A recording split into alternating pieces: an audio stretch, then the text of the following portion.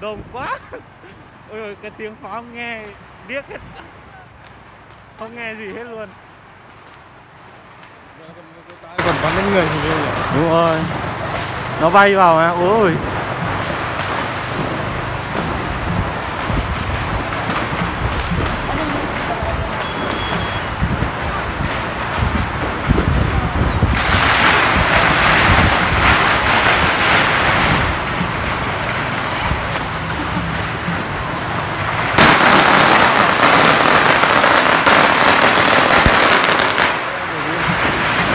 vâng, Có rồi gì này. kết thúc, kết thúc.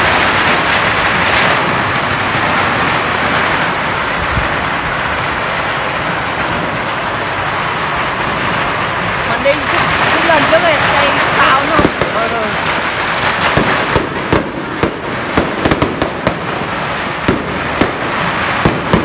Wow.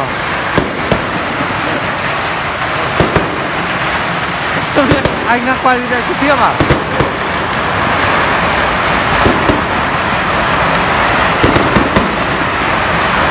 Nhanh một tí đi. Nhanh lên. Nhanh lên.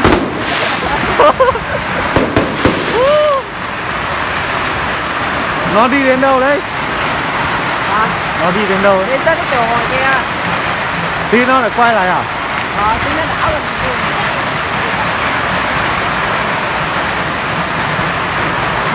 Mùi ghê. Mùi pháo quá. Chạy.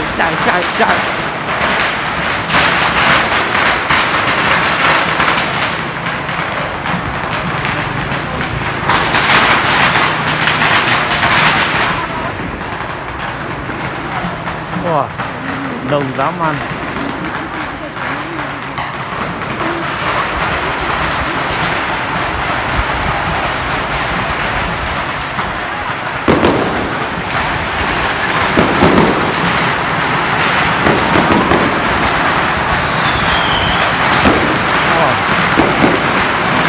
Có hoa.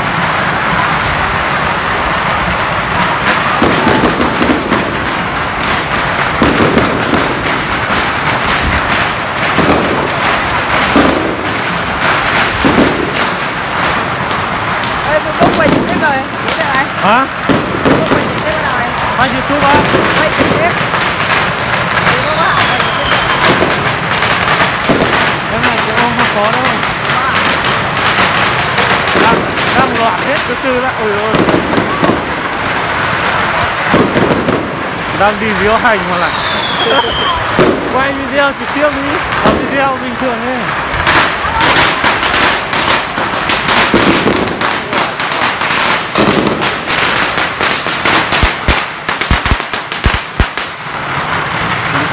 Ôi, dưới này này phá thông này.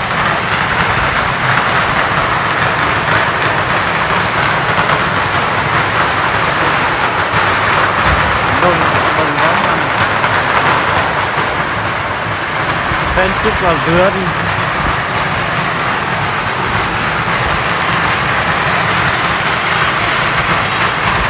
Sao mà gió to thế giờ này anh nhỉ? Hả? Sao mà tự dưng giờ này gió to thế?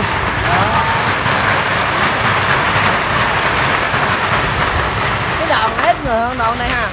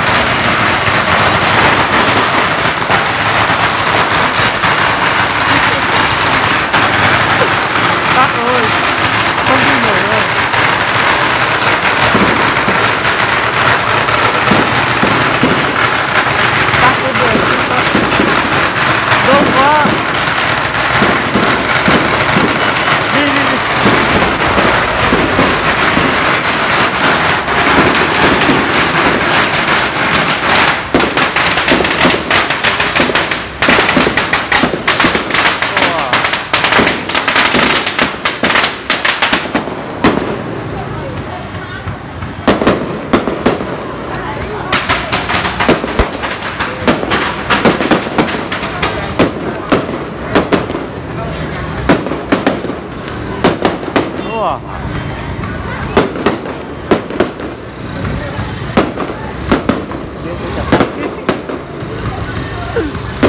Bây giờ có cái phòng ấy. Thấy đâu? Ôi. Có hai mấy con nhau à? Không hết được đâu. Đến đây là kết thúc rồi, đến đây là không đi được rồi.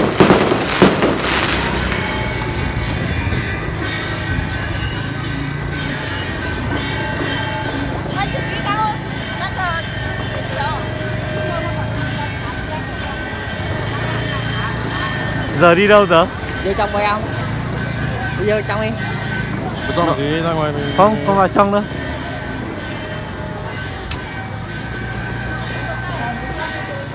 Đi sang đi. Tập trung tất cả mọi người đây.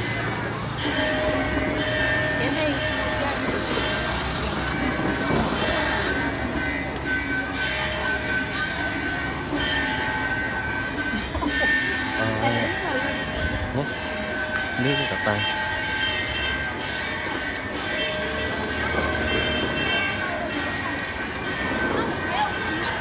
Giờ nó làm thế nào giờ? Đi một đoạn thì nó lại quay về á?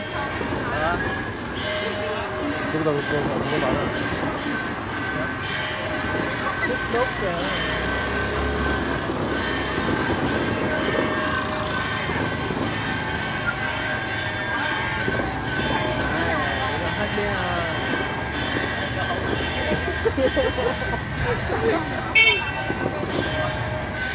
Nãy vừa lấy cái tiền vô phòng đó. Đất pháo hoa đúng không ạ? Biết hết luôn rồi.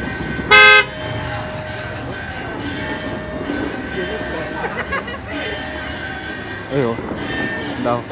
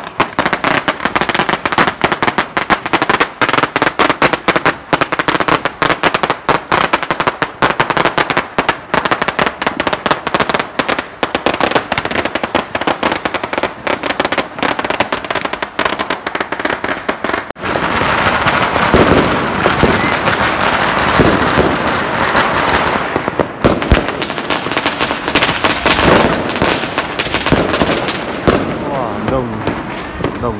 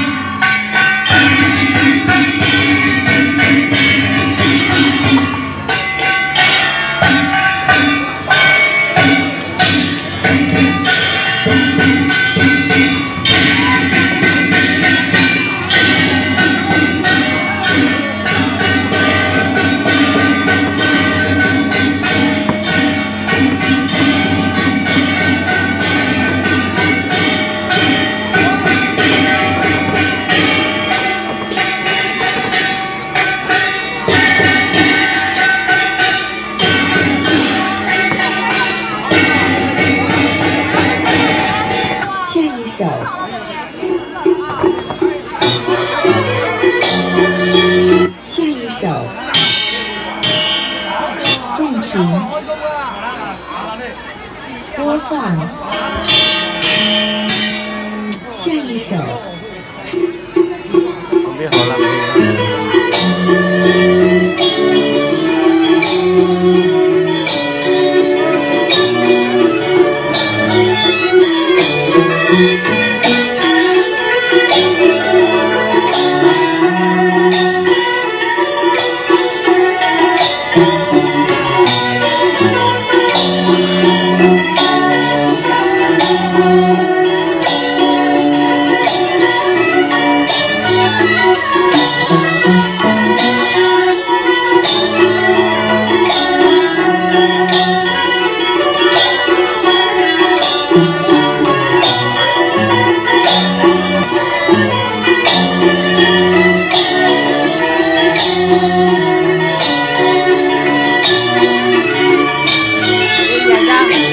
Đây.